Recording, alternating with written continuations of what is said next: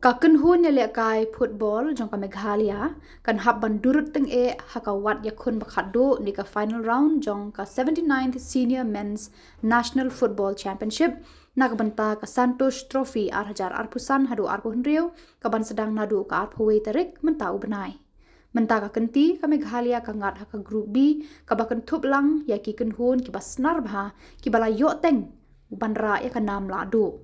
Ya kawat ya kun bakadu en penlong da ka Assam nadu ka arpuwe Tarik ka lalungkon haka bakidon kar artli ki ken hun ki bala pia haki ar group ba mar riu tli ka wei ki ken hun badon haka group B ki ken Thup ya ka Meghalaya, Kerala, Services, Punjab, Odisha, bat ka Railways. Ka Kerala ka de ka ken hun ka bala wan Syaram no haka final house nam baladam bat bekilara nam ladu lakatu ka nisin ka bakadu kadai haka samoy arhajar arpuwe hadu arpuar.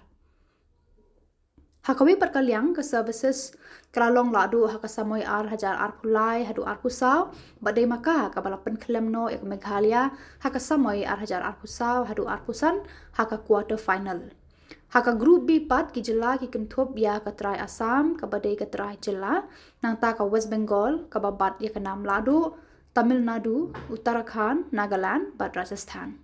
Ka Meghalaya bat Odisha kimpat jujob shisien ru ya ka nam ladu. Hendrai ka jingel kai ka babahatam jo ka Meghalaya ka dei house nam arhajar arpu ar hadu arpu lai haka bakala sha penlim no haka final dalai ko la ar da ka Karnataka. Ya ka ni ka kunhun layalam do uju ukuch ubayalam ya ka kunhun menta usnem ba klan perkat siemli. Ka Meghalaya kalama de ka jingel kun ka bajuat bah haki jingel kai group stage ha ubnai beradab hendrai klala bandrung syakawat yakun bakadu hadien ba kala pendap hakli du jengka group ka bakan Thup ya ka Sikkim bat Arunachal Pradesh ka balong ha Shillong.